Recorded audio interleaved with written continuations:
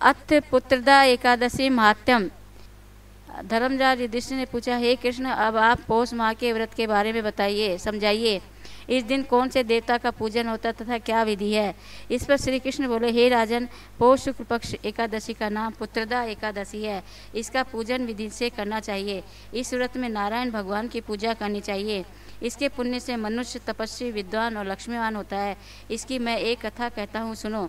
भद्रावती नगर में सुकेतु महान राजा राज्य करता था। वह निपुत था।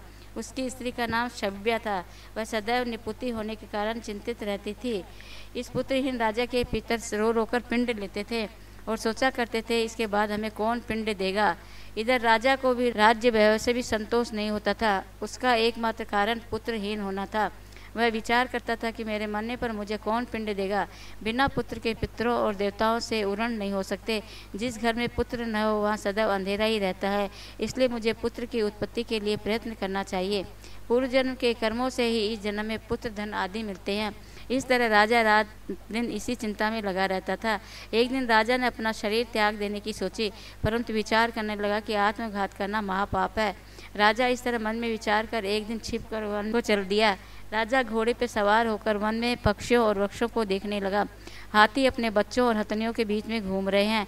राजा सोच विचारने में लग गया। राजा प्यास के कारण अत्यंत बेचैन होने लगा और पानी की तलाश में आगे बढ़ा।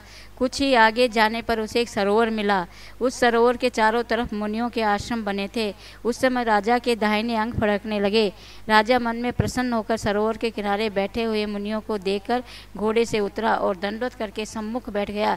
राजा को देखकर मुनीश्वर बोले, हे राजन, हम तुमसे अत्यंत प्रसन्न हैं। तुम इस जगह कैसे आए हो, सो कहो। इस पर राजा ने उससे पूछा, हे मुनीश्वरों, आप कौन हैं और किस लिए यहाँ आया है, सो कहो। मुनि बोले, हे राजन, आज पुत्र की इच्छा करने वाले को संतान देने वाली पुत्रदेव एकादशी है। हम लोग विश्वदेव और इस सरोवर पर स्नान करने आए हैं। इस पर राजा बोला, हे मुनीश्वर, मेरे भी कोई पुत्र नहीं है। यदि आप मुझ पर प्रसन्न हो तो एक पुत्र का वरदान दीजिए। मुनि बोला, हे राजन, आज पुत्रदा एकादशी है। आप इसका अवश्य ही व्रत करें। भगवान की कृपा से आपके अवश्य ही पुत्र होगा। मुनि के वचनों के अनुसार राजा ने एकादशी का व्रत किया और द्वादशी को पारायण किया और मुनियों को प्रणाम करके अंत में अपने महल को वापस आया।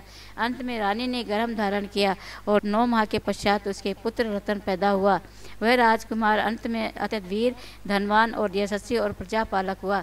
श्री कृष्ण भगवान बोले, हे राजन, पुत्र प्राप्ति के लिए पुत्रदा एकादशी का व्रत करना चाहिए। जो मनुष्य इसका महात्म्य श्रवण व पठन करते हैं उनको स्वर्ग मिलता है।